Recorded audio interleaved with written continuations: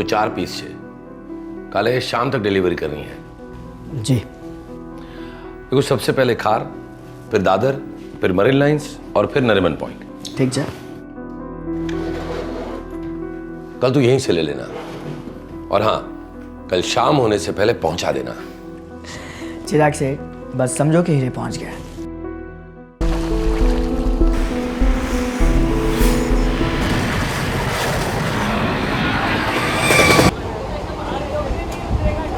Shift के timing क्या लगा?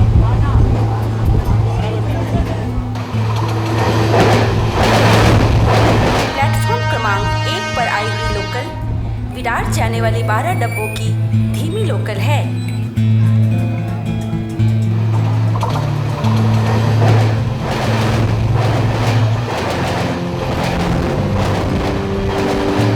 अगला स्टेशन विरार।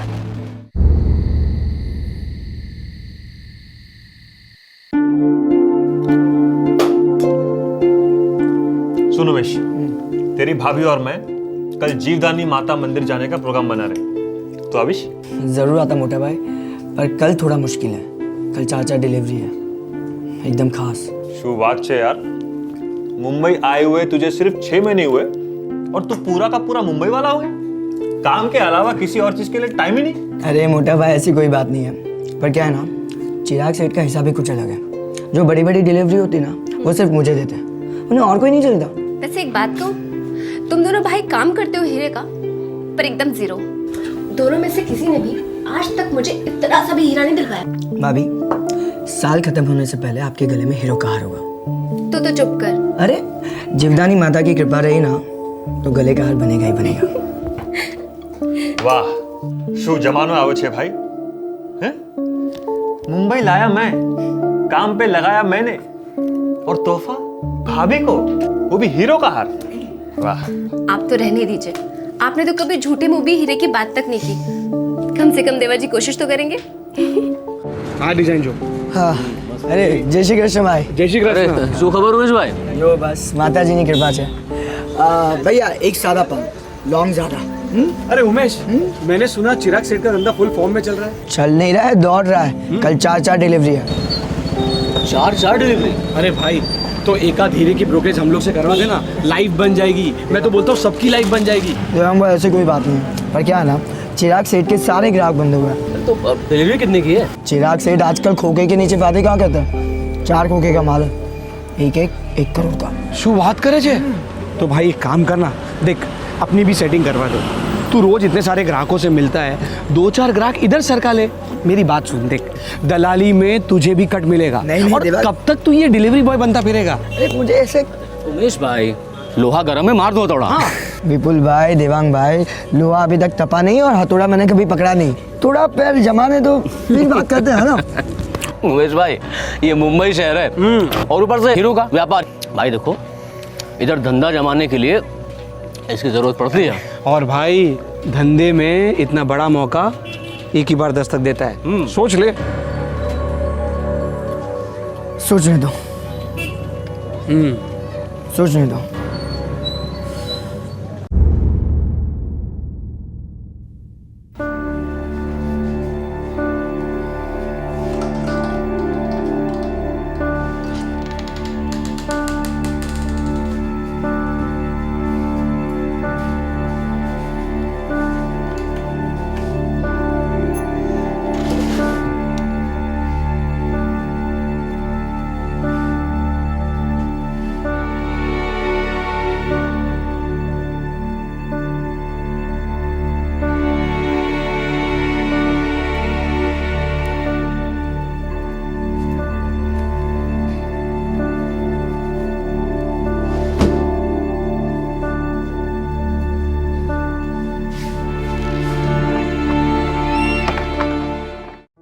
सत्रह नवंबर 2011 मुंबई। 21 साल का हीरो का delivery boy Umesh Thakkar 4 clients को हीरे पहुंचाने निकल पड़ा। 4.5 करोड़ रुपए के हीरे। यह अरबों रुपयों का पारंपरिक व्यवसाय सिर्फ एक शब्द पर चलता है, और वो शब्द है भरोसा। उस शाम को उमेश घर नहीं पहुंचा। क्या लालच ने उमेश के जमीर पर दस्तक दी थी? क्या बेहद कीमती हीरो ने भरोसे को खरीद लिया था।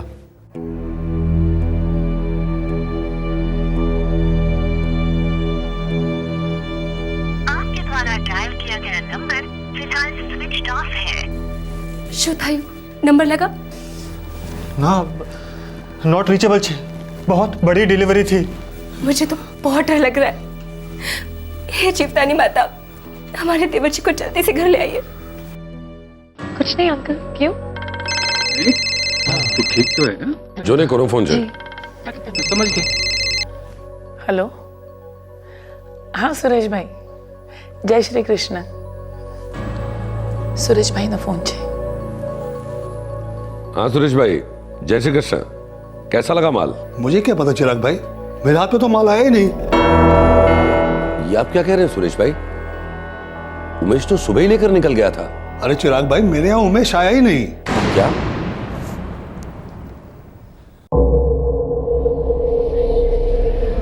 सर, डायमंड मार्केट 6:30 बजे बंद हो जाता है और मेरा भाई उमेश 8:30 तक घर आ जाता है सर। डायमंड्स की डिलीवरी करता है तुम्हारा भाई? जी सर, आज उसकी 4 डिलीवरी थी, सभी बड़ी बड़ी। सर, ये है मिस्टर चिराग, डायमंड मर्चेंट। ये भी उमेश ठक्कर को लेकर ही कंप्लेन दर्ज कराने आए हैं। जय श्री कृष्ण चिराग सेठ, हमारा उमेश घर नहीं पहुंचा और उसने मेरा हीरा भी नहीं पहुंचाया। डिलीवरी कहाँ करनी थी उसे? खार, दादर, मरीन लाइंस और नरीमन पॉइंट।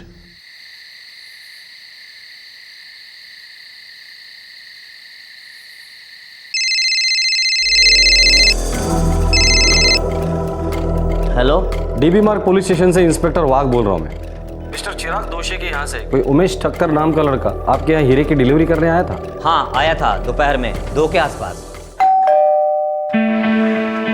नमस्ते सेठ जी। चाल उमेश भाई, दिखाड़।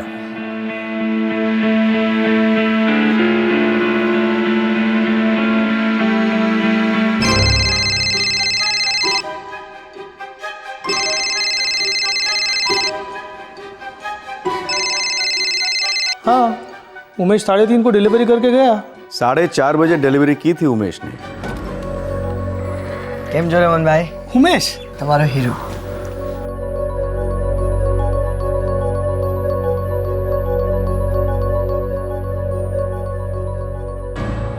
उमेश ने 4 में से 3 हीरे डिलीवर किए थे।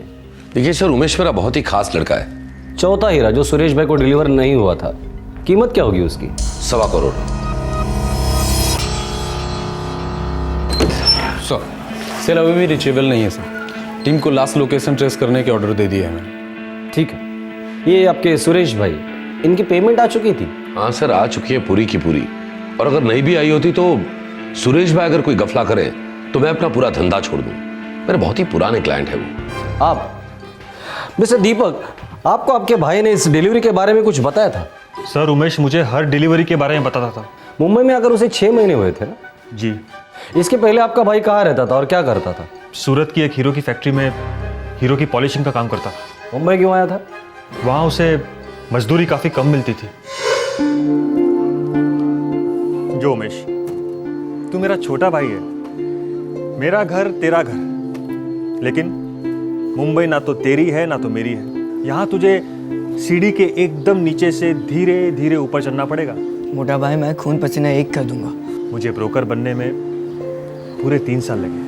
मैं कुछ भी करने के लिए तैयार हूँ, जो मिले वो। बस एक बार मुझे हीरो के बाजार में एंट्री मिल जाए।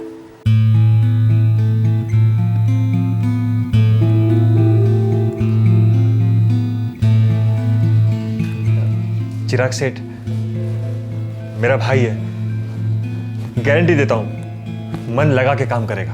अरे दीपक, इसमें तो कोई डाउट ही नहीं है। पर देखो, तुम तो जानते हो मेरे पास पॉलिशिंग का कोई काम है नहीं, क्योंकि वो मेरी लाइन ही नहीं है। भाई, मेरा तो तैयार माल का धंधा है। सिर्फ मैं कोई भी काम करूंगा। हाँ, मुझे एक डिलीवरी बॉय की जरूरत है। करेगा? जरूर करूंगा, क्यों नहीं। जो तू दीपक नो भाई छे, तो दीपक पर जितना भरोसा रखा है उतना ही भरोसा तुझ पर रख रहा हूं। हमारी जबान से सेठ, उमेश ईमान का पक्का है। पिछले 6 महीने से पूरी लगन से काम कर रहा था उमेश। मेरा एकदम खास डिलीवरी बॉय बन गया था वो। तो 6 महीने के बाद अचानक एक हीरे के साथ उमेश गायब कैसे हो गया? सर, ये सच है कि हीरा नहीं पहुंचा है। ये भी सच है कि उमेश गायब हुआ है, लेकिन उमेश हीरा गायब नहीं कर सकता। वो ऐसा नहीं है सर। ठीक है, हम सुबह तक इंतज़ार करते हैं। अभी तक उमेश के सेल फोन का आखिरी लोकेशन भी पता नहीं चला है। जैसे ही आखिरी लोकेशन पता चल जाएगा, सारी सच्चाई भी सामने आ ही जाएगी।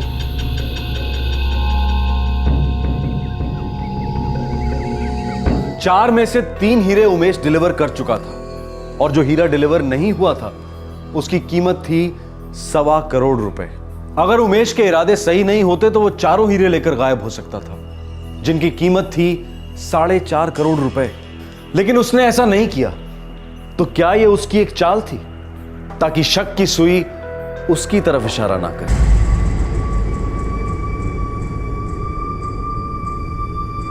1.25 करोड़, ये एक हाथ लग गया ना, वही बहुत है। मामला थोड़ा ठंडा हो जाए तो इसको तोड़कर बेच डालते हैं। सर, हमने उमेश के सेलफोन की लोकेशन ट्रेस कर ली है। कहाँ थी लोकेशन? सर, गिरगांव, 5:15 बजे। लेकिन सर उसके बाद से उसका नंबर कंटिन्यू बंद बता रहा है। गिरगांव में तो चिराग का ऑफिस है, जहाँ उमेश काम करता था। जी हाँ, और वो वहाँ से सीधा नरीमन पॉइंट जाने वाला था, जहाँ पे चौथे हीरे की डिलीवरी होनी थी। लास्ट किस नंबर से बात की थी उसने? 299898777671। सर, ये नंबर तो मुंबई का ही है। पता लगाओ किसका नंबर है ये। Yes sir.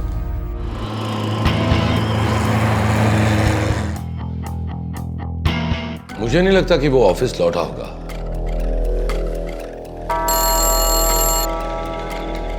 जी साहब। नामदेव, कल शाम 5 बजे के बाद उमेश ऑफिस आया था? नहीं साहब। ठीक है, तुम जाओ। उमेश ने तीसरा हीरा मरीन लाइन्स डिलीवर किया था 4:30 बजे। चौथा हीरा उसे डिलीवर करना था नरीमन पॉइंट। ज़्यादा से ज़्यादा 15 मिनट लगते थे उसे। और उसका मोबाइल का लास्ट लोकेशन डिटेक्ट हुआ है गिरगांव, यही कहीं आसपास, 5:15 बजे के करीब। बड़ी अजीब बात है, वो इस इलाके में क्यों आया होगा? किसी से मिलने आया होगा।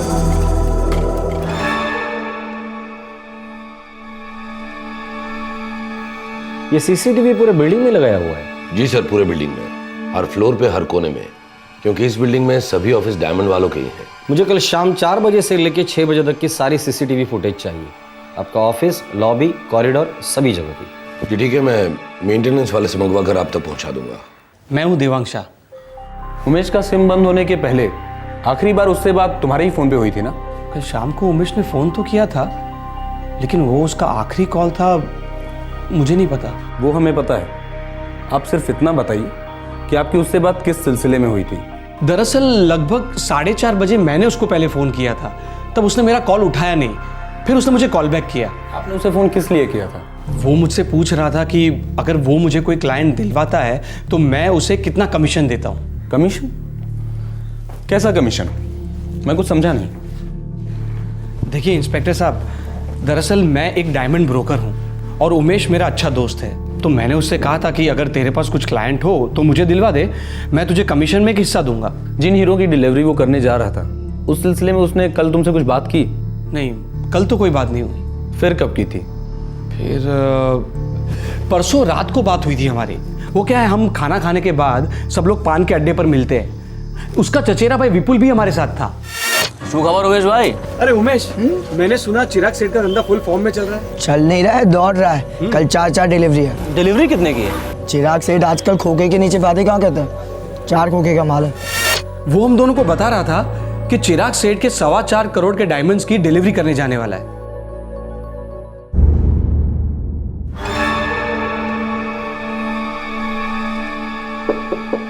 आओ।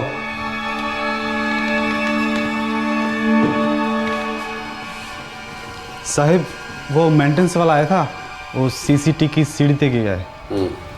1 मिनट रुको। देखो, तुम डीबी मार्ग पुलिस स्टेशन जाओ, वहां पुलिस इंस्पेक्टर वाघ होंगे, जो यहाँ आए थे ना, उनके हाथ में सीढ़ी दे देना। हो साहब।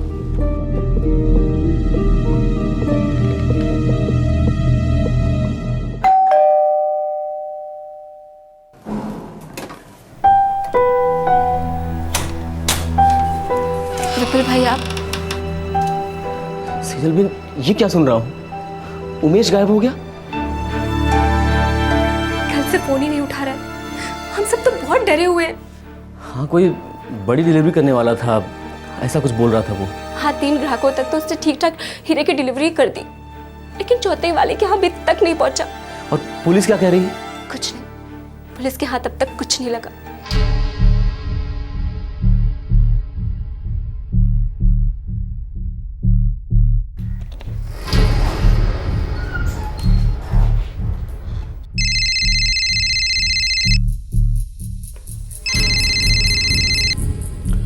नमस्कार, इंस्पेक्टर वाघ बोलते हैं।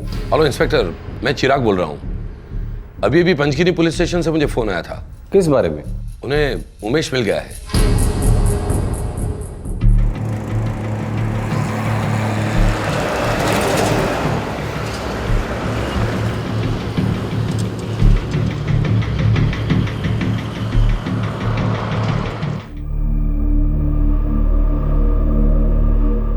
आइए, मेरे साथ आइए।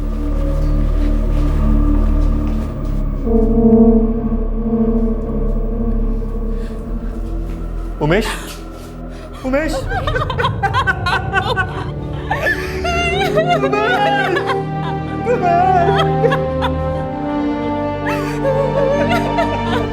शाम को 4 बजे के आसपास एक गांव वाले का फोन आया। बोला कि वहाँ ये लाश पड़ी है।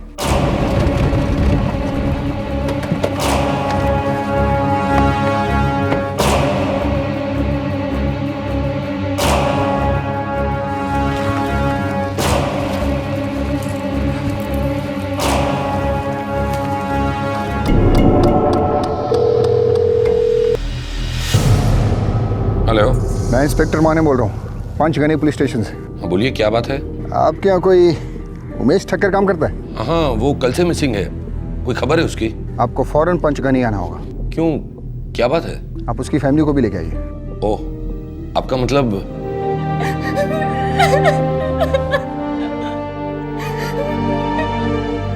पोस्टमार्टम करवाया, मौत गला घोटने से हुई है। कितने बजे हुई थी मौत? बॉडी मिलने के करीब 12 घंटे पहले। मतलब 18 नवंबर की सुबह 4 बजे। और उमेश तो 17 तारीख की शाम से गायब था। आई एम सॉरी इंस्पेक्टर, वो उमेश के पास से, मेरा मतलब डेड बॉडी के पास से एक हीरा मिला है क्या? जी नहीं, इसके एम्प्लॉय आइडेंटिफिकेशन कार्ड के अलावा कुछ नहीं। एक बात और, इसका हाथ टूटा हुआ था। ऐसा लगता है जैसे जमीन से टकराने से टूटा है। या फिर जमीन पर फेंक दिया होगा उसे, या फिर उसकी लाश को।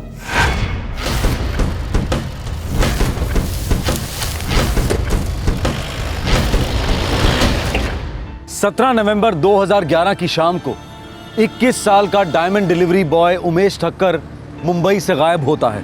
दूसरे दिन 18 नवंबर को उमेश की लाश मिलती है पंचगनी पुलिस को, झाड़ियों के बीच। पोस्टमार्टम रिपोर्ट कहती है मर्डर। किसने किया था उमेश का कत्ल, और लाश पंचगनी कैसे पहुंच गई? कत्ल मुंबई में हुआ था या पंचगनी में, या फिर कहीं और? कई सवाल एक साथ उठ रहे थे, और एक सवाल था 1.25 करोड़ का।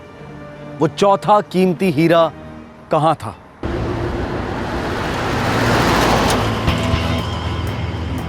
सर, एक बात शायद क्लियर है कि उमेश का चौथा हीरा चुराने का शायद कोई प्लान नहीं था। शायद, या शायद प्लान था, या शायद किसी ने उसको डबल क्रॉस किया। सर, इतना बड़ा हीरा चुराना एक बात है और उसे बेचना दूसरी बात। सर, मुझे लगता है कि शायद ये काम किसी ऐसे बंदे का है जो डायमंड बिजनेस से बिलोंग करता हो। इस केस में जितने भी लोग जुड़े हैं सभी के सभी डायमंड बिजनेस को बिलोंग करते हैं।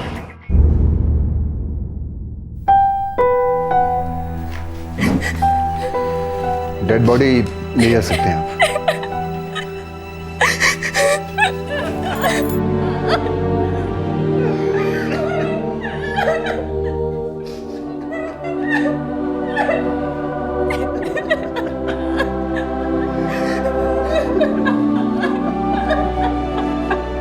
देखिए, ट्रांसपोर्ट का सारा खर्चा मैं दूंगा।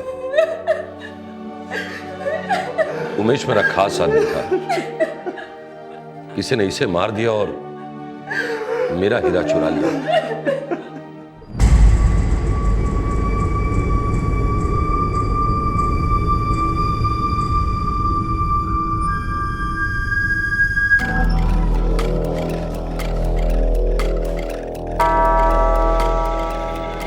पता हो सकता है सीसीटीवी फुटेज से हमें कुछ लीड मिल जाए। शायद सर।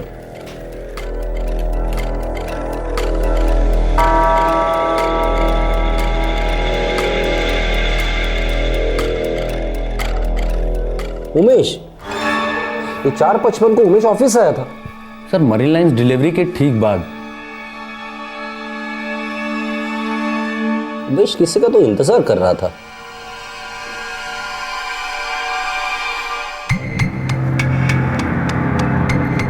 तड़पदे, यही हमारा सस्पेक्ट है। Yes sir. हाँ बोलिए, इतना अर्जेंट क्या काम था? चल चलता चलता बात कर। थोड़ा जल्दी बोलना क्योंकि मुझे डिलीवरी करनी है नरीमन पॉइंट पे। हाँ भाई हाँ चल।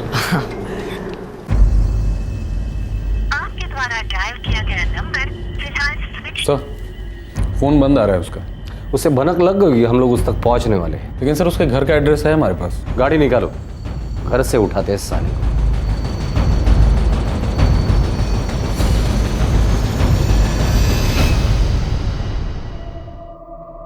अरे भाई आप पीस तो देखो एक बार। पीस देख के हैरान हो जाओगे और हमारा डिस्काउंटेड प्राइस सुन के आप डबल हैरान होगे। हाँ हम अभी निकल रहे हैं, सुबह तक पहुंच जाएंगे। अरे विपुल भाई जल्दी करो ना, जल्दी निकलते हैं यहाँ से। मैं आपको बाद में कॉल करता हूँ। जी चलो चलो चलो भाई जल्दी जल्दी लॉक कर दो।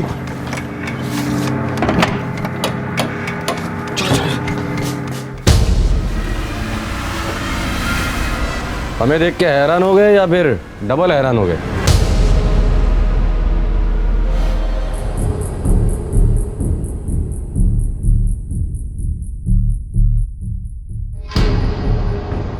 विपुल सेठ और देवांग सेठ और कितने सेठ लोग इन्वॉल्व है इस कांड में? विपुल उमेश का चचेरा भाई था और देवांग उमेश का खास दोस्त था। ये दोनों भी डायमंड बिजनेस में काम करते थे। इन दोनों को उमेश की हर डिलीवरी के बारे में पता होता था जो वो अपने चिराग सेठ के लिए करता था। चिराग सेठ मुंबई के डायमंड बिजनेस के बड़े व्यापारियों में से एक था। 6 महीने में ही उमेश ने उसका भरोसा जीत लिया और उसने उमेश को अपना खास डिलीवरी बॉय बना दिया। इन 6 महीनों में विपुल और देवांग ने उमेश के साथ गहरी दोस्ती बना ली थी। लेकिन ये दोस्ती थी ही नहीं, ये एक षड्यंत्र था जिसका एक खास मकसद था। विपुल भाई हूँ शू कहूँ छू, थोड़ा टाइम देते ना उसको, अपने आप हमारे साथ जुड़ जाएगा। सीधी उंगली से घी निकालने की कोशिश करते हैं। लेकिन देवांग भाई मेरे को डाउट है, वो जो उमेश का भाई है ना दीपक, उससे मेरी आज तक कभी नहीं जमी। उसे जरूर मना किया होगा कि तू विपुल से दूर रहे, और उमेश अपने भाई के खिलाफ कभी नहीं जाएगा। तो फिर बड़े में बड़ा मौका मिलते ही उंगली टेढ़ी कर देते हैं। घी तो हम लोगों को खाने का ही है, इसमें कोई डाउट नहीं है। 4 डिलीवरी? अरे भाई तो एकाध हीरे की ब्रोकरेज हम लोग से करवा देना, लाइफ बन जाएगी। मैं तो बोलता हूँ सबकी लाइफ बन जाएगी। देवांग भाई ऐसी बात नहीं है, पर क्या है ना, चिराग सेठ के सारे ग्राहक बंद हुए हैं। तो डिलीवरी कितने की है? चिराग सेठ आजकल खोखे के नीचे बातें कहाँ करते हैं। 4 खोखे का माल है, एक करोड़ का। शू बात करे जे? तो भाई एक काम करना, देख अपनी भी सेटिंग करवा दो। तू रोज इतने सारे ग्राहकों से मिलता है, 2-4 ग्राहक इधर सरका ले। मेरी बात सुन, देख दलाली में तुझे भी कट मिलेगा। नहीं, और कब तक तू ये डिलीवरी बॉय बनता फिरेगा? अरे मुझे ऐसे। उमेश भाई लोहा गर्म है, मार दो थोड़ा। हाँ। विपुल भाई, देवांग भाई, लोहा अभी तक तपा नहीं और हथौड़ा मैंने कभी पकड़ा नहीं। थोड़ा पैर जमाने दो फिर बात करते हैं ना। उमेश भाई ये मुंबई शहर है और ऊपर से हीरो का व्यापार। भाई देखो इधर धंधा जमाने के लिए इसकी जरूरत पड़ती है। और भाई धंधे में इतना बड़ा मौका एक ही बार दस्तक देता है। सोच ले। सोचने दो। सोचने दो। विपुल भाई बड़ा मौका आ गया है, उंगली टेढ़ी करने का वक्त आ गया है। तो कल ही कर डाले काम। ऐसा कल फिर कब आएगा? लेकिन देवांग भाई इस बार सारी प्लानिंग तुम्हें करनी है, क्योंकि वो मेरी बात तो सुनेगा नहीं। टेंशन मत लो आप, मैं पटा लूंगा उसको। चलो ठीक।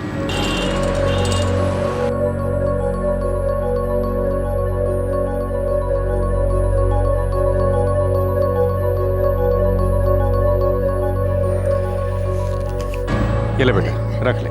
नहीं, ये मैं कैसे ले सकता हूँ? अरे रख ले बेटा, रख ले। बड़ी ईमानदारी के साथ काम कर रहा है, रख ले। नहीं, चिराग सेठ मुझे ये काम की जितनी तनख्वाह देते हैं बस उतने पे ही मेरा हक बनता है। वाह भाई वाह, तेरे चिराग सेठ के हाथ तो हीरा लग गया, हीरा। ऐसे काम करते हैं, एक दिन जरूर चमकेगा। जय श्री कृष्ण देवांग भाई, आपने जब मुझे फोन किया था तब मैं डिलीवरी पे था। बोलिए क्या काम है? अच्छा सुन, मेरे पास एक प्लान है, पर तेरे को पहले शांति से सुनना पड़ेगा। देवांग भाई मैं बहुत जल्दी में हूँ, मुझे नरीमन पॉइंट पहुँचना है, वो हीरे की डिलीवरी करनी है, बोलिए। अरे राजा, मैं उसी हीरे की बात कर रहा हूँ। देख, उस 1.25 करोड़ के हीरे के लिए मेरे पास एक जबरदस्त क्लाइंट है।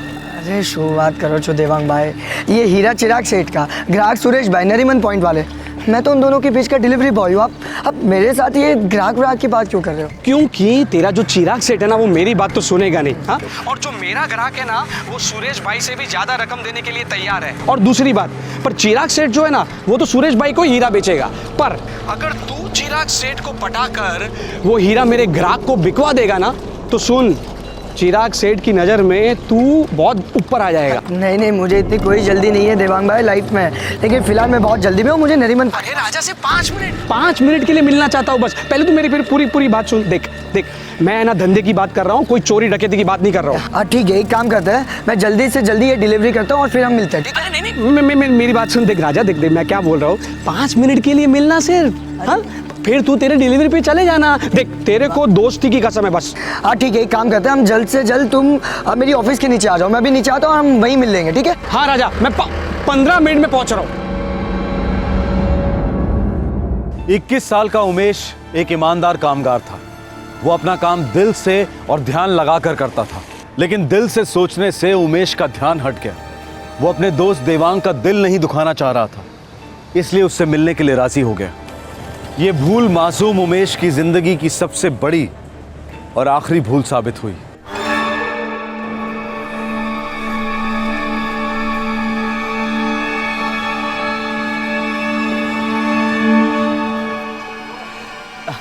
बोलिए देवांग भाई, इतनी जल्दी क्या थी? क्या अर्जेंट क्या बात थी?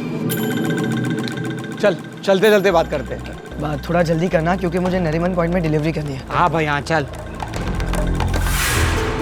अरे नहीं देवांग भाई, आप समझते क्यों नहीं हो? ऐसा नहीं हो सकता, आप मेरी बात। अरे भाई बद्दूत समझू छू, तेरी मर्जी, करना है कर, नहीं करना है मत कर। वो हीरा तो दिखा दे।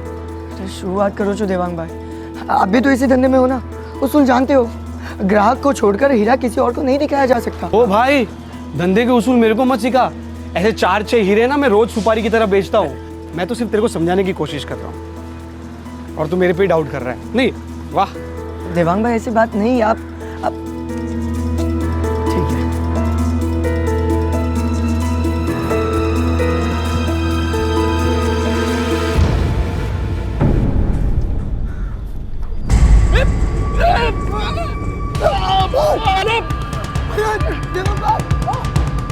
अरे वो तो चल, अरे पकड़ो पकड़ो, अरे पकड़ो उसको, पकड़ो।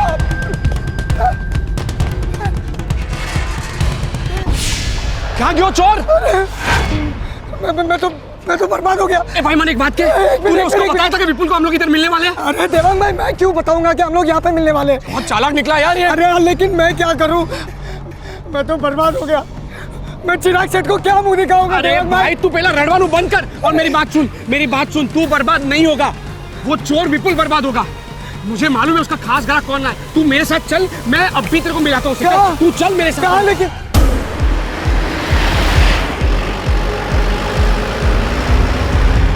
इस साले का तो फोन भी ऑफ है। अरे कमाल करे जे तू, 1.25 करोड़ का हीरा चुरा के भागा है तेरे पास, तेरा फोन क्यों उठाएगा? अरे मैं तो कहता हूँ छोड़ो उसको, छोड़ो उसके ग्राहक को। हम एक काम करते हैं, पुलिस को मिलते हैं। चलो। पुलिस को फोन करेगा ना तो पुलिस तेरे चिराग सेठ को फोन करेगी। क्यों अपने पैर पे कुल्हाड़ी मार रहा है तू? देख, मेरे पे भरोसा रख, मैं तेरा हीरा है ना उसके पास से वापस दिलवाऊंगा, क्योंकि मुझे पता है विपुल कहाँ गया होगा। क्या?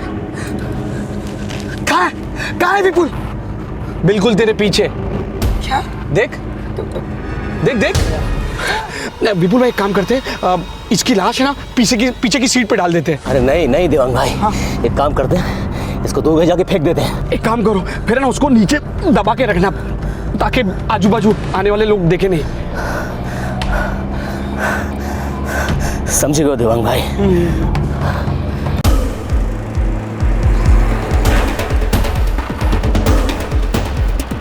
विपुल भाई, 1.25 करोड़ का हीरा काट काट कर बेचेंगे।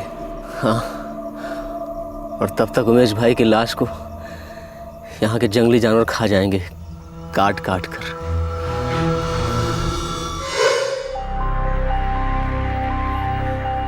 मेहनत नहीं करनी थी, शॉर्टकट लेना था। इसलिए एक मासूम और मेहनती लड़के की जिंदगी को कट शॉर्ट कर दिया तुम लोगों ने। लॉकअप में डाल दो सालों को, कल कोर्ट में पेश करते हैं। चल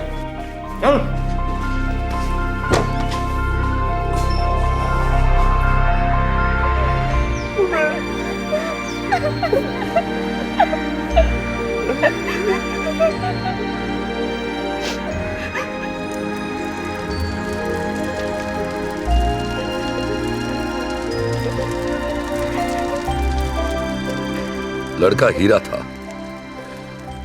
और उसकी तकदीर में चमकना नहीं लिखा था।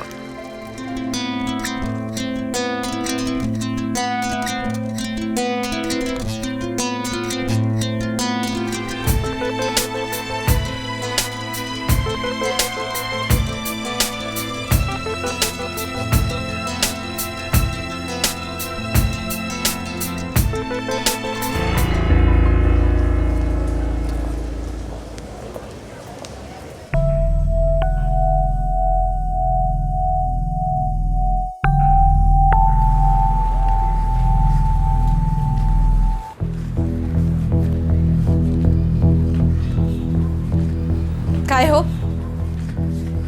पैसा क्यों नहीं दिया मेरे को अभी तक? है नहीं तो किधर से दूं? जब जुड़ जाएगा तो भिजवा दूंगा। 3 महीने से यही कैसेट बजा रहे हो। कैसेट सुन सुनकर घर नहीं चलता मेरा। तो क्या भूखे पेट सोती है उस वसंत के साथ? वो तेरा घर क्यों नहीं चलाता? हे दिनेश, आखिरी बार कहती हूँ मैं, अगर बसंत भाव के खिलाफ कुछ भी बोला ना तो पुलिस में जाऊंगी मैं। तू जहन्नम में जा, लेकिन यहाँ खड़े होके मत भोग, समझी? तो फिर तू भी समझ ले, ये पैसे हक के हैं मेरे, भीख के नहीं मांग रही। अगर आज के आज मुझे पैसा नहीं मिला ना तो पुलिस आएगी तेरे से मिलने।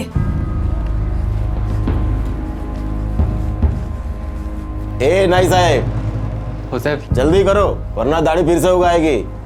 टूरिस्ट का सीजन है, 1 मिनट कीमती है। आइए। हो साहब।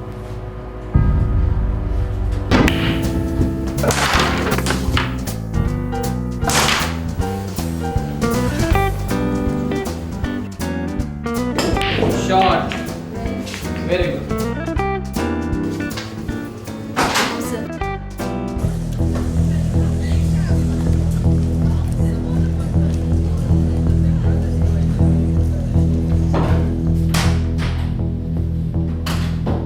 क्या रे सविता, अभी तेरे ग्राहकों के सामने मैं भी शुरू करूं क्या तमाशा? पैसे देने की ताकत नहीं है और धमकी देने निकला है तू। पैसे तो मैं लेके आया है, लेकिन एक फूटी कौड़ी भी नहीं दूंगा तेरे को। कर ले जो करना है। हे दिनेश, तेरे को वार्निंग मिला ना, सविता को परेशान नहीं करने का करके वार्निंग मिला ना? तेरे को वापस जेल का हवा खाने का क्या? वसंत भाऊ, आप गलत कर रहे हो। मेरी छोड़, तो अपनी गलती देख पहले। तुम लोग का तलाक के टाइम पे कोर्ट ने तेरे को ऑर्डर दिया था कि इसका जो भी महीने का घर खर्च बनता है तेरे को देना पड़ेगा और टाइम पे देना पड़ेगा। दिया था कि नहीं? बड़ी फिक्र है आपको सविता की। अरे बीवी मेरी थी, पैसे मैंने देने थे, जो भी हुआ वो हम दोनों के बीच की बात है। फिर आप बीच में क्यों आग लगा रहे हैं? दोनों के बीच कुछ सुलग रहा है क्या? देख दिनेश, जबान को लगाम दे। मुझे भला बुरा बोलता है, मैं चुपचाप सुन लेती हूँ, लेकिन बसंत भाव का नाम गंदा किया ना तो मैं चुप नहीं बैठने वाली, समझा तू? देखे दिनेश, सविता मेरे प्ले जोन में काम करती है, मेरी इज्जत करती है और मैं उसका शुभ चिंतक है, समझा? तेरा इधर हर बार आकर के इस तरह से हंगामा करने से क्या होने वाला है? अरे इसका जिंदगी बिगाड़ के तेरा जिंदगी तो सुधरने वाला है ना? इसका जो भी महीने का बनता है चुपचाप से दे दे टाइम पे। और सुन, सविता से दूर रहे, आखिरी वार्निंग दे रहा हूं तेरे को।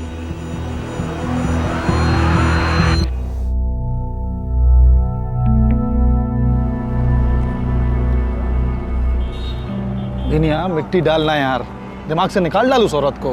श्रीकांत, मैंने कब का दिमाग से निकाल दिया, लेकिन वो मेरे से पैसे निकालने के लिए धमक आती है ना सर पे। एक तो मेरा बच्चा छीन लिया और ऊपर से वो बसंत भाव, वो गेम करता रहता है, चाबी मारता है। तू इधर रहता है ना, इसलिए तेरा बैंड बजता है। मैं क्या बोल रहा हूँ, तू यहाँ महाबलेश्वर से किधर बाहर चला जा, वाई में नहीं तो पूना में धंधा डाल, कभी तक ढूंढेंगे तेरे को। ये वसंत भाव भी कम चैप्टर नहीं है, पता है तेरे को? अपनी बीवी को उधर मुंबई में बैठा के रखा है, इधर मेरे बीवी के साथ मस्ती मारता है साला। अरे वो और 4 लोगों की बीवी को हड़प सकता है, हजम भी कर सकता है, तू कुछ नहीं कर पाएगा उसका यार।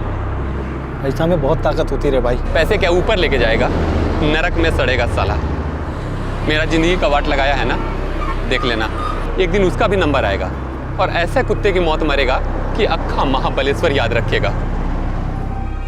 महाबलेश्वर, महाराष्ट्र।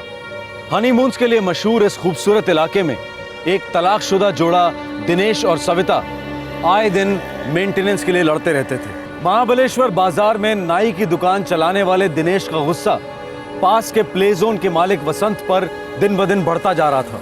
सविता वसंत के प्ले जोन में नौकरी करती थी। दिनेश को शक था कि सविता और वसंत के बीच सिर्फ सहानुभूति और मदद का रिश्ता नहीं बल्कि कुछ और भी था। रियल एस्टेट में भी डील करने वाले वसंत के पास वैसे ही दुश्मनों की कमी नहीं थी। और फिर एक दिन आया जब रोज की तरह वसंत अपनी दुकान बंद कर घर जाने की तैयारी में था और दुश्मन पूरी तैयारी के साथ उसके दरवाजे पर दस्तक देने पहुंच गया। अब सवाल था कौन था यह दुश्मन और ये कैसी दुश्मनी निभा रहा था। एक मिनट, ये इतना है। बाजू में देख रहे चीरो तो जरा इसके घर को। साला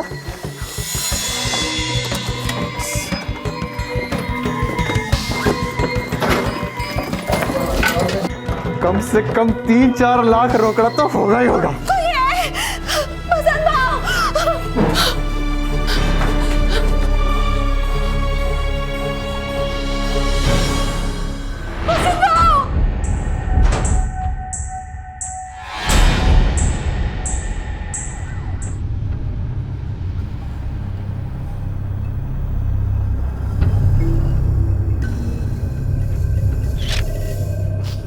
सर, घर का चप्पा चप्पा ढूंढा था उन लोगों ने। आदमी को मार डाला लेकिन औरत को कुछ नहीं किया। कौन थे वो लोग? कैसे हुआ ये सब? साहब, हम लोग प्ले जोन बंद करने वाले थे। ये 1,500 रुपए रख रहा हूँ कैश बॉक्स में छोटे मोटे खर्चों के लिए। नहीं नहीं, जरूरत नहीं थी। जरूरत हमेशा होती है सबकी।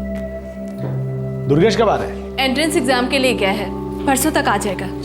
मैं कल मुंबई जा रहा हूँ। वो वेन्ना तालाब वाली जमीन है ना, उसके लिए खरीदार मिल गया है। इसी महीने में सौदा हो जाएगा। प्ले जोन बंद हो चुका है और अभी इस वक्त मैं मना करती हूँ।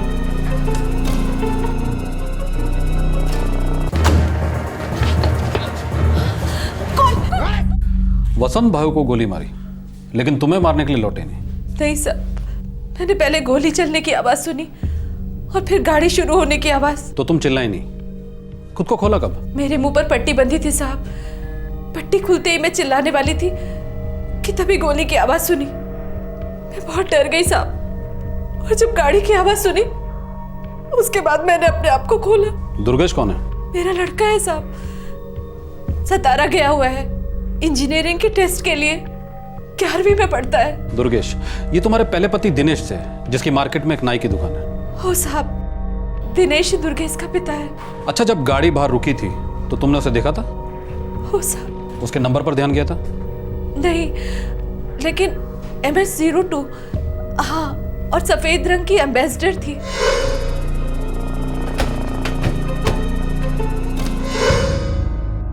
सफेद रंग की एम्बेसडर, व्हाइट कलर की एम्बेसडर, MS02 रजिस्ट्रेशन। ये जरूर मुंबई की गाड़ी होगी। जी सर। अच्छा, वसंत भाव की पत्नी मुंबई में, आपने उन्हें इन्फॉर्म किया? हो साहब, मैंने उन्हें फोन कर दिया है। लाश को पोस्टमार्टम के लिए भेजो और मुझे ये औरत सविता और इसका पति दिनेश और वसंत भाव की पत्नी तीनों थाने में चाहिए। मिल जाएंगे सर।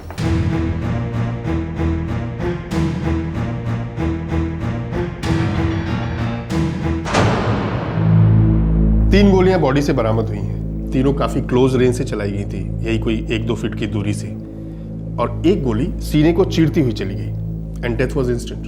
गलती से फायरिंग नहीं हो सकती डॉक्टर, एक गोली सीधा सीने में लगी है, मकसद साफ है, ये फायरिंग मर्डर के इरादे से हुई है। पर यह भी हो सकता है कि पहली गोली गलती से चली हो और बाकी की दोनों गोलियां उस गलती को छुपाने के लिए चलाई गई। हो सकता है डॉक्टर, लेकिन एक बात मेरी समझ में अभी तक नहीं आ रही है कि सविता को क्यों नहीं मारा गया है, सिर्फ वसंत को ही निशाना क्यों बनाया गया? सर, सारे नाके रेड अलर्ट पर हैं, लेकिन सर वो वाइट एम्बेसडर अभी तक स्पॉट नहीं हुई है। और हाँ सर, कुल मिलाकर 3 लाख रुपए कैश और 3.25 लाख के जेवर चोरी हुए हैं। चोरों के चेहरे ढके हुए थे और चोरी हो चुकी थी, फिर जानबूझकर वसंत भाव को मारा गया, क्यों?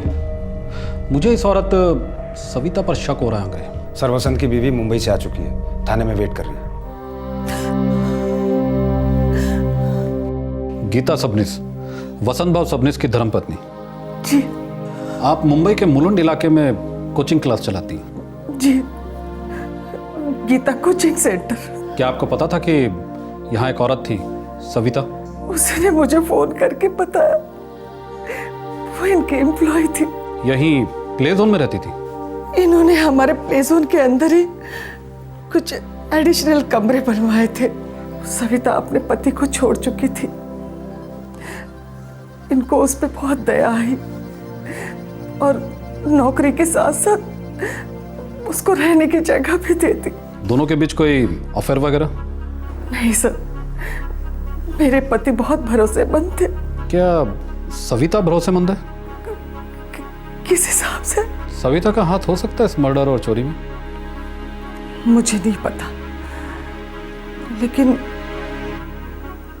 मुझे नहीं लगता हो सकता है।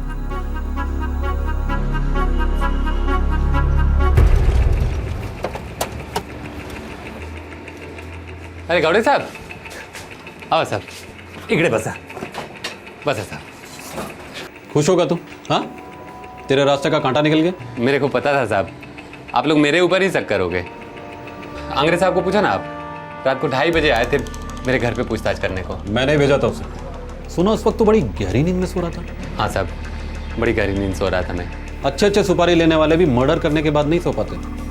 तू कैसे सो पाए? साहब, उस तरह की कसम साहब, मैंने बसंत भाव को नहीं मारा, लेकिन हाँ, पिछले 2 सालों में कम से कम 200 बार दिल में जरूर आया था कि साले को टपका डालूं।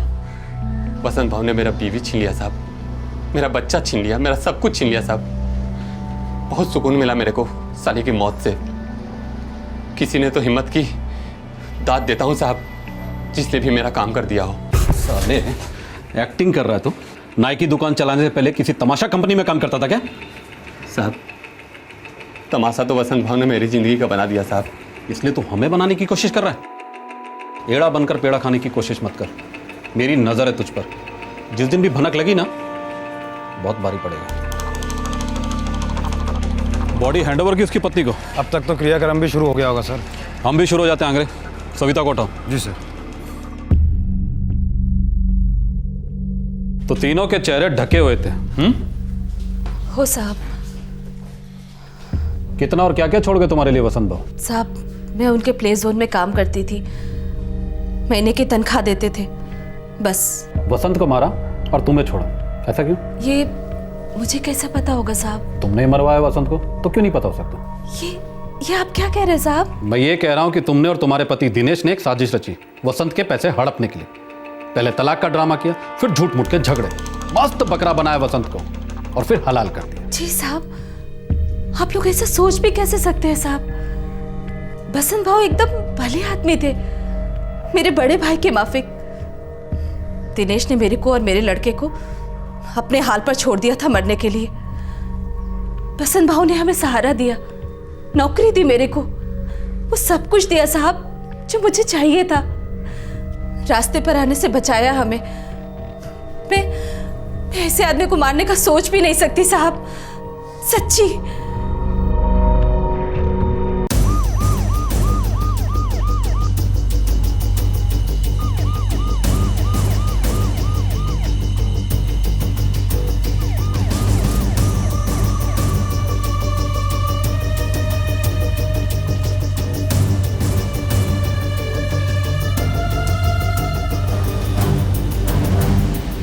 सर, इलाके के सारे हिस्ट्री शीटर्स को राउंड अप किया, अंदर बाहर छानबीन करी, कुछ नहीं मिल रहा है सर। साहब, ये वसंत भाव ने तो कई लफड़े पाल रखे थे।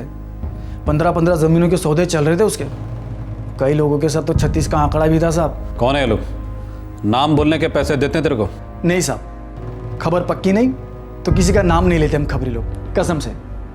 बाकी वसंत भाव की दुश्मनी नेता लोगों के साथ और बिल्डर लोगों के साथ थी। अब बड़ा पैसा तो दुश्मनी भी बढ़ी ना साहब। अपना महाबलेश्वर, वाई, पूना, सतारा, जहाँ जहाँ वसंत भाव का लेन देन था ना, वहाँ पंटर लोग दौड़ाया मैं। किसी ने कोई सुपारी उपारी नहीं दी थी साहब। अपन को तो बाहर वाले का ही हाथ लगता है साहब। अरे हमें तो ये पहले से ही पता था। हमें तो बस ये पता लगाना है कि ये बाहर वाले हाथ यहाँ किस हाथ के साथ मिले थे? सर ये फायरिंग वायरिंग फर्स्ट टाइम हुआ अपने महाबलेश्वर में। ऐसा लफड़ा कभी हुआ नहीं अपने एरिया में। अपने को तो कुछ और ही एंगल लगता है सब। कान जमीन से लगाए रखना। आपको बोलने की जरूरत ही नहीं है। लेकिन साहब आप बता रहे थे कि गाड़ी का रजिस्ट्रेशन मुंबई का था। हाँ, वैसे आंग्रे, हमने उस वाइट एम्बेसडर के बारे में मुंबई पुलिस को खबर दे दी है ना? जी सर। और मुझे ये लफड़ा मुंबई का ही लगता है, लेकिन मुंबई महाबलेश्वर जितना छोटा नहीं है। घास में सुई ढूंढनी होगी। पिक्चर पोस्टकार्ड जैसे सुंदर महाबलेश्वर की क्राइम हिस्ट्री में शायद ही कभी फायरिंग से मर्डर हुआ था। सभी आधे अधूरे सबूत मुंबई की तरफ इशारा कर रहे थे। पूरी संभावना लग रही थी कि वसंत सबनिस को मारने की सुपारी मुंबई में दी गई होगी। अब सवाल यह था कि इस सुपारी किसने दी थी और क्यों, और यह तभी पता चल सकता था जब शूटर्स पकड़े जाते, और शूटर्स के बारे में अब तक कोई सुराग नहीं मिला था। पर अनुमान लगाया जा रहा था कि वो शायद मुंबई को ही बिलोंग करते थे।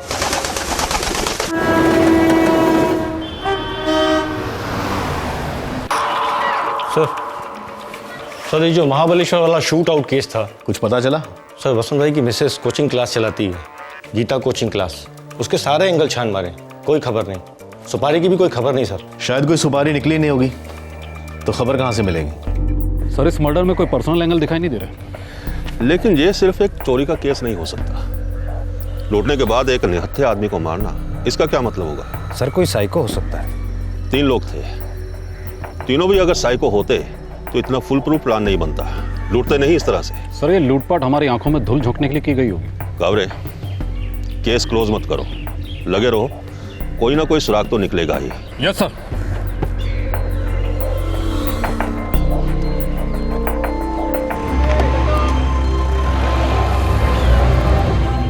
इस केस को हुए 1 महीना बीत चुका था, लेकिन इस केस में अब तक कोई प्रोग्रेस नहीं हुई थी।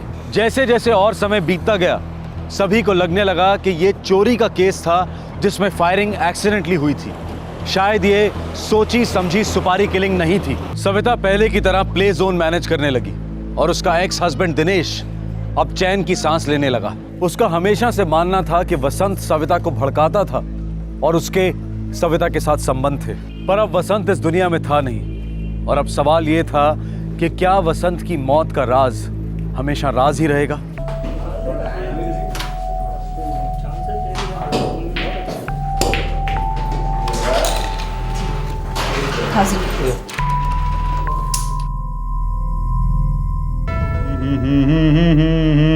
क्या बात है दिनिया, बहुत खुश लग रहा है। अरे सर का बोझ हल्का हो गया श्रीकांत भाई। अब तो झिक-झिक भी नहीं करती साली। पुलिस कितना भी सर फोड़ ले, अक्खा महाबलेश्वर खोद डाले, हम लोगों को टच नहीं कर पाएगी। तो अपन ने कहाँ कुछ किया, जो भी हुआ वो ऊपर वाले की मर्जी से। श्रीकांत भाई, सचमुच वो भाई लोग आसमान से टपके थे। हैं?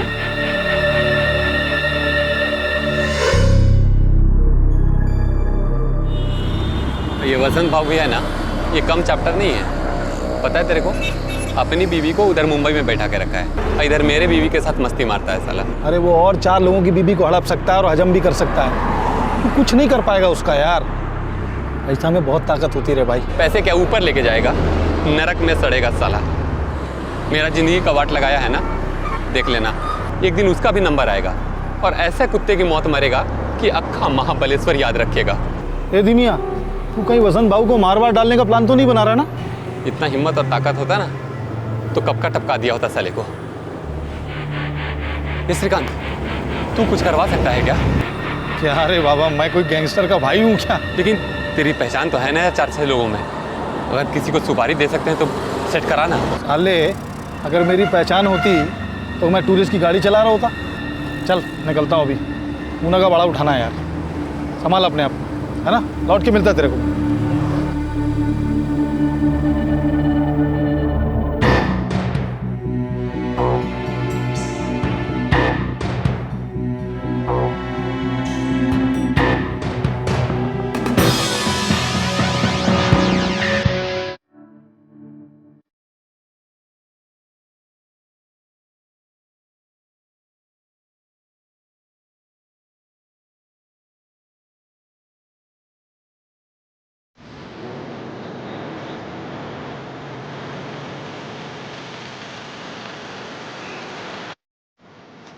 आओ आओ, यार गाड़ी बंद पड़ गई है, आगे ढाबे तक छोड़ दोगे क्या? आज चलो बनेगा भाई। क्या बात कर रहे हो यार? यार खाली गाड़ी जा रही है, वो भी इतनी रात गए, कुछ तो रहम कर। अरे हमारा टूरिस्ट गाड़ी है, क्या रात क्या दिन मीटर डाउन नीचे रहता है। मंजूर हो तो बोलो, नहीं तो जाने दो। चलता हूँ मैं। ठीक है यार, चले यार। अरे सुनो, गाड़ी ठीक होने तक तुम यहीं रुको, ठीक है? हम लोग ढाबे पर जाके आते हैं। हाँ चलो रे।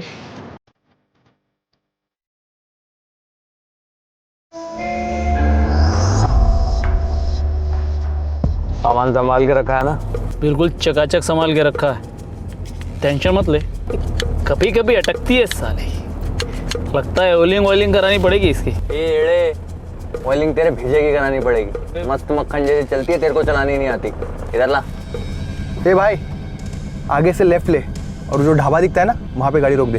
हाँ आई शाबाश, बहुत जोर की भूख लगी है। चलो भाई। आई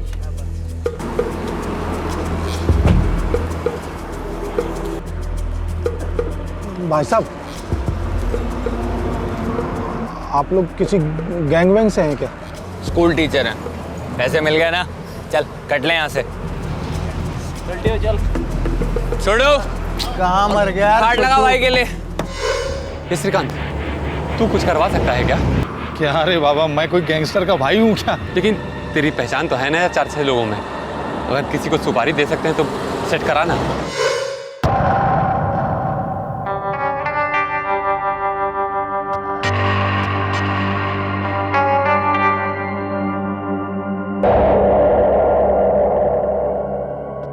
अब उनके लिए एक अक्खा मुर्गी मस्त और रोटी लेकर आ गर्मा गर्म। जा चल भाग के जा और दौड़ के आ। पानी ये गिलास डाल दे। भाई साहब, एक काम करना। अब क्या काम है? महाबलेश्वर में काम। महाबलेश्वर में क्या काम है? भाई साहब, एक आदमी का काम तमाम करना है।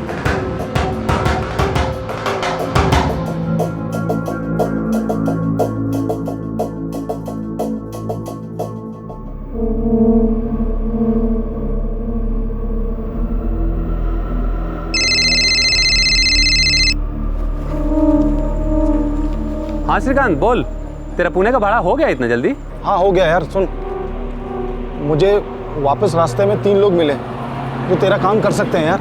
कौन सा काम यार? तेरे रास्ते का कांटा निकाल सकते हैं ये लोग। ये तीनों लोग सुपारी लेके लोगों को दुनिया से उठाते हैं यार। क्या बात कर रहा है? अरे ये हुई ना बात श्रीकांत। अच्छा पूछ, खर्चा कितना आएगा? वो पूछ रहे हैं अभी तेरे पास देने के लिए कितना पैसा है यार? अरे मेरे पास कितना होगा यार, ज़्यादा से ज़्यादा 2-3 हज़ार। चल परवाह नहीं, मैं बात करता हूँ, लेकिन तू एक बार फाइनल सोच ले, काम करवाना है या नहीं। अगर वो लोग इतने में करने को तैयार हैं तो मैं अभी पैसे दे दूंगा। अबे आदमी को टोकना है कि मुर्गी को टोकना है? साले 1000 रुपए की तो मरी मुर्गी आती है यहाँ। 2000, वो भी आदमी ठोकने के लिए। अक्कल लाइव में ऐसा जोक नहीं सुना मैंने तो। देखिए, छोटी सी नाई की दुकान है, इससे ज्यादा नहीं कर पाएगा वो। सीधा साधा आदमी है। अबे लेकिन हम तो टेढ़े हैं, मुंबई की गटर का पानी पी के बड़े हुए हैं। हमें उल्लू बनाने वाले की ना आंतड़ियाँ निकाल के हाथ में दे देते हैं, समझा? नहीं, तो सच में एक आदमी को मारना है। सच में 2 लाख लाने को बोल उसको। 2 लाख? अरे श्रीकांत, अगर इतने पैसे मेरे पास होते भी तो सविता अभी तक गीले कपड़े की तरह निचोड़ ना ली होती। तो क्या बोलूं इनको, कैंसिल कर दूं क्या? अरे नहीं, कैंसिल नहीं। देख, उनको बोल कि मैं ज़्यादा से ज़्यादा 25,000 दे सकता हूँ। बहुत दिनों से छुपा के रखे थे वो पैसे। ठीक है, मैं बोल के देखता हूँ। ए, भाजी खरीदने आया क्या? 2 लाख मतलब 2 लाख, नहीं तो रास्ता ना आप, समझा? भाई कर दो ना भाई। चल फ्री में ठोक देता हूँ तेरे को। ठोको नहीं भाई। चल निकल यहाँ से। भाई कर लेते ना। 25 में पूरी सुपारी। येड़ा हो गया क्या? कोई सुनेगा ना मुंह पे थूकेगा। कोई सुनेगा तब ना, जरा सोचो। 25,000 में हम अपना गोवा का पूरा खर्चा निकाल सकते हैं, क्या बोलते हो? हाँ भाई, थोड़ा सोचो, साला अपनी तकदीर में लिखा था ये। नहीं तो इतनी जल्दी ताबड़तोड़ कभी सुपारी मिली है क्या आज तक? कर ले क्या? कर लेते भाई। हाँ बोल दो। बोल दो। बातों बातों में बड़े ही कैजुअल तरीके से दिनेश ने अपने टूरिस्ट गाड़ी चालक दोस्त श्रीकांत से जिक्र किया था कि वो वसंत को मरवाना चाहता है, जो उसकी एक्स वाइफ सविता की तरफदारी कर रहा है। उसी रात को एक अजीब इत्तेफाक होता है। श्रीकांत 3 सुपारी किलर से टकरा जाता है, जो दरअसल गोवा जा रहे थे कुछ दिनों छिपने और अय्याशी करने के लिए। बड़े कैजुअल तरीके से बातों बातों में सौदा पक्का हुआ, प्लान बना और इस प्लान को अंजाम भी दिया गया। अबे येड़ा तो हड्डी भी खा गया। मजा आ गया। ठंडी वगैरह तो। अबे कब आएगा वो? आ रहा है, बस फोन किया उसको अभी। आ गया भाई साहब। दुनिया यही हैं वो तीनों भाई लोग। अबे अब थोपड़ा क्या देख रहा है? रोकड़ा निकाल।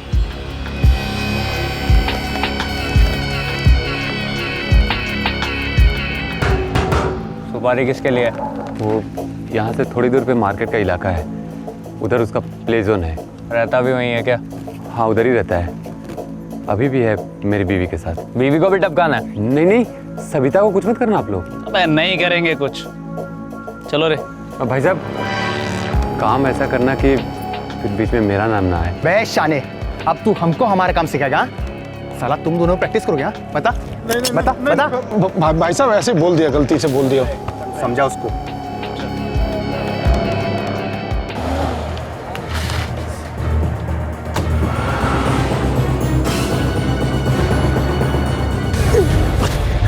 साला मजा आ गया।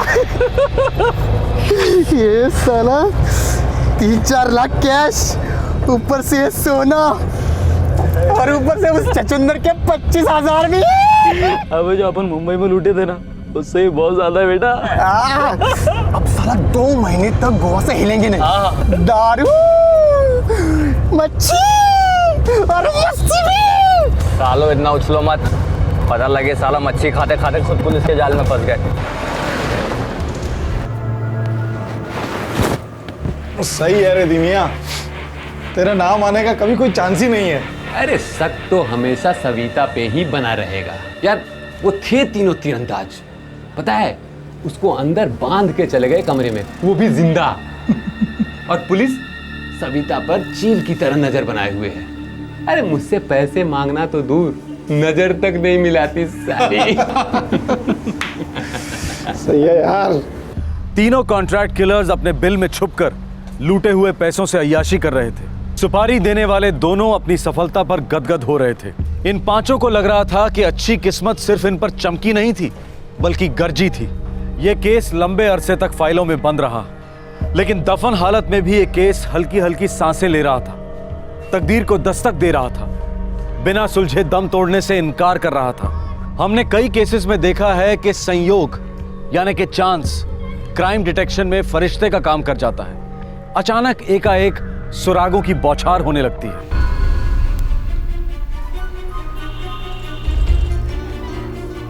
सर इरफान खबरी आया है, बुलाओ उसको। तो चिकलवाड़ी घाट को ऊपर गए तीनों, पक्की खबर है ना? 100% पक्की खबर है सर। खबरी के बारे में खबर दे रहा हूँ आपको। क्या मतलब? सर वो तीनों में से एक रफीक है, रफीक खबरी सर, आप जानते हैं उसे? रफीक? वो साला विक्रोली वाला? हाँ साहब, मैंने सुना है रफीक आउट ऑफ लाइन गया है। उसने एक उस्मान और एक राजेश के साथ मिलकर गैंग बना ली है। बोल ना, बोल और बोल। साहब कांजूरमार्ग रेलवे स्टेशन के पास एक ज्वेलरी की दुकान है, उसे लूटने की पूरी फील्डिंग कर ली है वो लोग ने। कभी करने वाले ये लोग ऐसा? आज शाम को साहब, जब पूरा स्टेशन भीड़ से घचाघच भरा होगा। भोसले उठा लेते हैं उनको। और कुछ? अक्टूबर में थाने में जो ज्वेलरी की दुकान लूटी गई थी, महावीर ज्वेलर्स। हाँ साहब, इन तीनों ने ही लूटी थी और फिर वहां से गोवा निकल गए थे। Very good Irfan. Bhosle sir, team ready कर। देख, मैं गाड़ी लेकर सिग्नल पर रहूंगा, तुम लोग फट करके चढ़ जाना। ठीक है।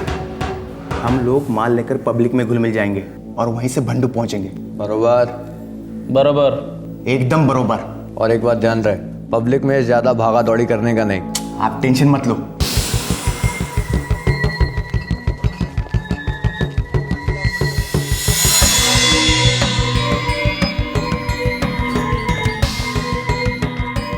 वो घर है सर। माने इधर से जाओ। Okay sir.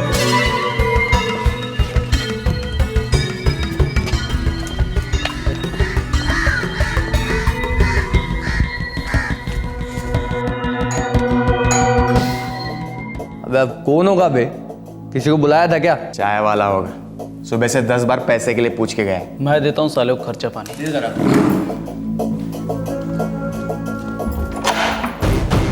क्या पार्टी चाहती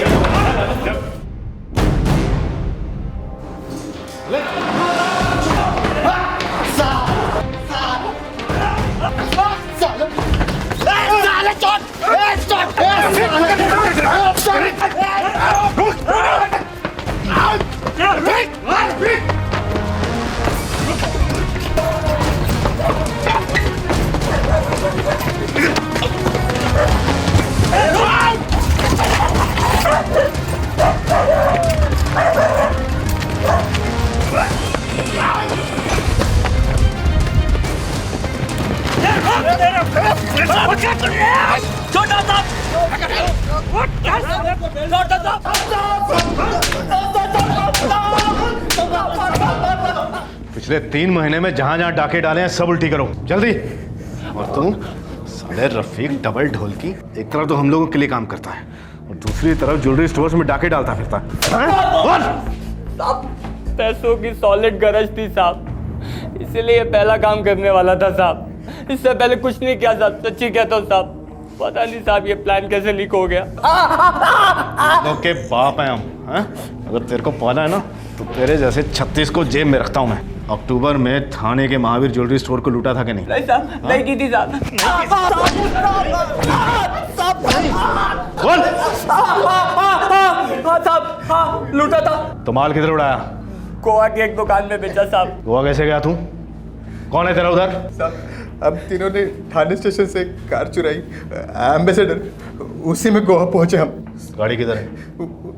गाड़ी किधर है?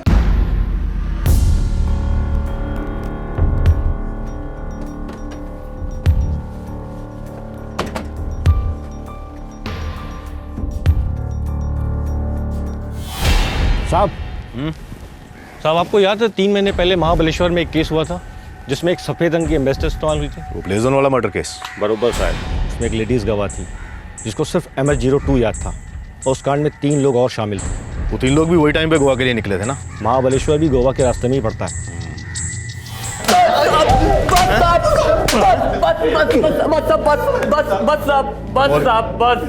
साहब वो जो महाबलेश्वर का प्ले जोन वाला था साहब, उसको हम ही ने ठोका था साहब, लूटा भी था साहब। ये प्ले जोन तो ज्वेलरी स्टोर नहीं था ना? हाँ फिर क्यों गया उधर?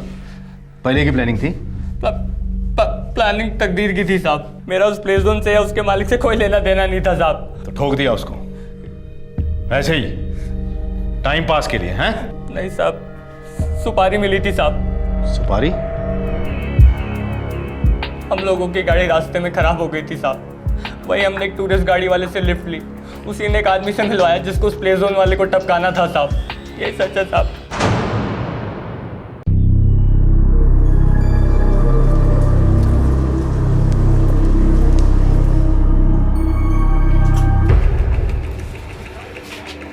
अरे गौड़े साहब,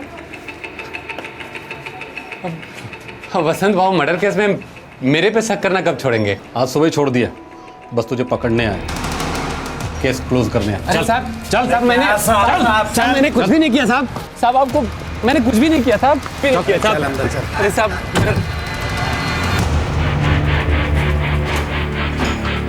चल अंदर।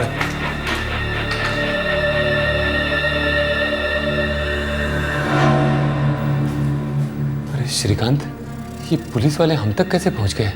अरे वो तीनों सुपारी वाले पकड़े गए, हम लोग का नाम बोल डाला हमने। Thank you sir. सविता भाई, वसंत भाव के कातिलों को पकड़ लिया गया। कौन थे वो लोग साहब?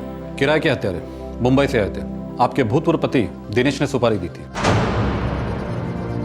आपने कभी सोचा भी नहीं होगा? नहीं सोचा नहीं था साहब, लेकिन सुनकर हैरानी भी नहीं हो रही है। कमजोर आदमी,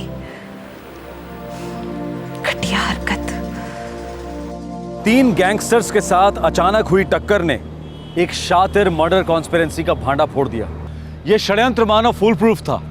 पूरे 2 महीने के बाद भी इन्वेस्टिगेशन एक कदम आगे नहीं बढ़ पाई थी। इस केस की फाइल शायद हमेशा के लिए धूल चाटती रहती अगर वो तीनों क्रिमिनल्स एक और जुर्म करने ना निकल पड़ते। लेकिन वो तीनों थे आदत और पेशे से मजबूर। लेकिन इस बार तकदीर ने साथ नहीं दिया। वो पुलिस के हाथ लग गए और वहां से बाय चांस वसंत सबनिस के मर्डर का खुलासा हुआ। जुर्म की दुनिया है ही ऐसी। शायद लोगों को लगता होगा कि कई केसेस डिटेक्ट होते ही नहीं, पर सच्चाई ये है कि आज नहीं तो कल कानून मुजरिम के दरवाजे पर दस्तक देता ही है। क्राइम करो कभी और भरो कभी, लेकिन भरना तो पड़ता ही है, क्योंकि क्राइम नेवर पेज। आपसे फिर मुलाकात होगी, तब तक अपना ख्याल रखें, सुरक्षित रहें। जय हिंद। क्राइम पेट्रोल्स के और भी दिलचस्प कहानी देखने के लिए हमारे चैनल को सब्सक्राइब करें और बेल आइकॉन दबाना न भूलें।